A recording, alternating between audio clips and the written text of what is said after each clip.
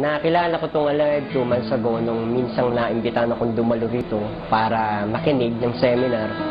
So happened that time hindi talaga ako interesado yung sa mga sinasabi ng speaker. Hanggang after 2 months, tinawagan ako ng misis ko dahil nagtatrabaho ko as a reflexologist. Tinawagan niya ako, sabi niya yung anak ko may sakit, ninalagnan. So umuwi ako mula sa trabaho, papunta sa aming bahay at nakita ko yung anak ko talaga na inaapoy ng lagnat. So dinala namin siya kinabukasan ng umaga sa doktor, isang private clinic. Ang sabi tonsil lang. So naniwala kami, minom siya ng mga antibiotics. Pero nagtataka kami, naging worse at sinusukan niya lang yung mga gamot na tinitake niya.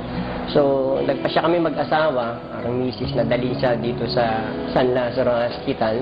Unfortunately, pagdating doon, inadmit niya siya dahil nagsisimula na bumagsak ang kanyang platelet from 166 na bumaba siya ng 66. So, inadmit siya. Day 1, medyo okay pa siya. Kumakain pa ng konti. Pero after 2 days, hindi na siya talaga tumitikim kahit tubig, hindi na siya nagtitake ng kahit ano. So ang ginagawa lang talaga ng hospital ay magkabit ng dextrose sa kanya. Doon lang kami umaasa dahil naramdaman namin na dehydrate yung bata. So sinisikap lang namin siya unang paunti-unti. Sabi ko sa'yo talaga sinusuka niya. Hanggang sa pang 5 days na sa hospital, isang doktor yung nakatingin sa itsura niya dahil may pumasok na isang batang dengue patient din. Nakita yung kaibahan ng anak ko doon sa batang pinasok na mas bagsak talaga siya yung anak ko. So, nung pinapulse na siya, pinupulsan yung kanyang paa, yung kanyang kamay, napaka-weak, napakahina na. Kaya nagsimula ng doktor magtawag ng mga nurse para yung anak ko ay ipasok sa ICU.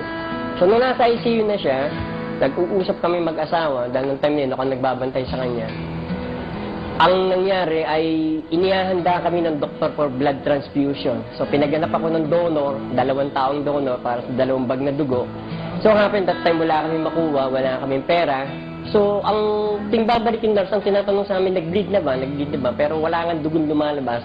Maliban sa pumutok na yung mga labi niya, doon nagkaroon ng mga konting dugo-dugo siya. At tinatlo yung swerong kinabi sa kanya. Maraming mga ginamit na gamot, puro IV o intravenous na tinatawag, sinasaksa sa swero. Kaya lang, talagang walang nag-effect. Gumamit na rin kami ng herbal at mga ilang mga produkto na inire-recommenda sa amin, isinusuka lang ng bata.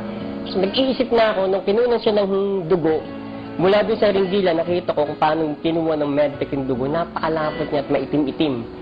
So, nung nakita ko yung dugo na yun, na kailangan pang kalugin ng medtech para ilipat sa isang bote na kung saan testingin yung dugo niya, naalala ko yung seminar ng isang doktor na Dr. Estrita, na kung saan pinakita niya ng isang taong kumakain mga junk food, after 1 hour, lumalapot yung dugo.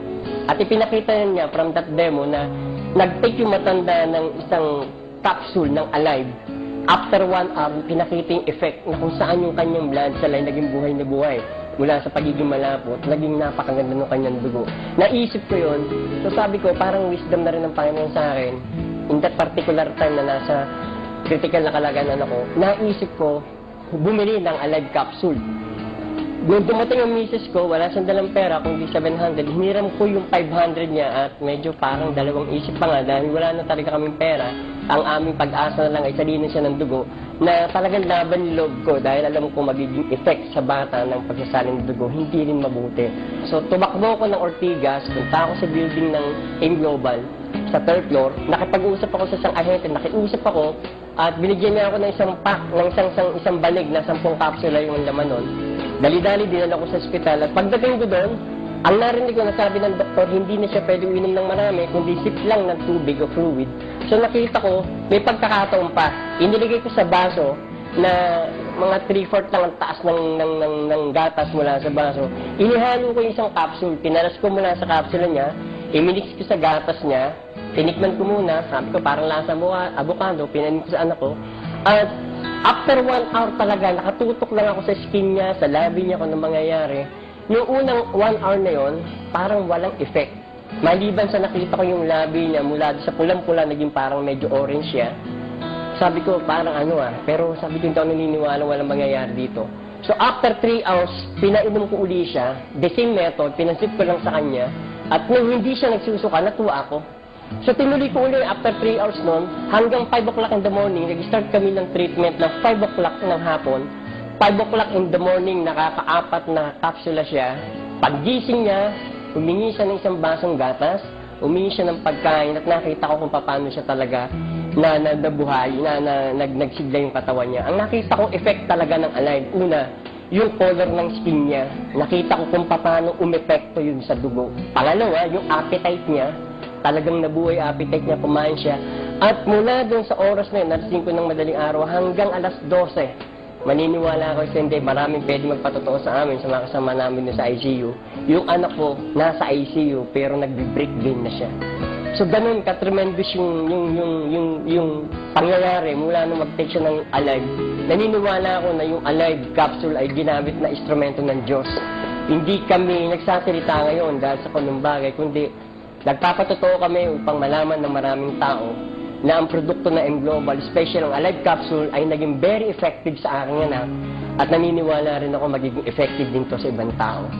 Alive,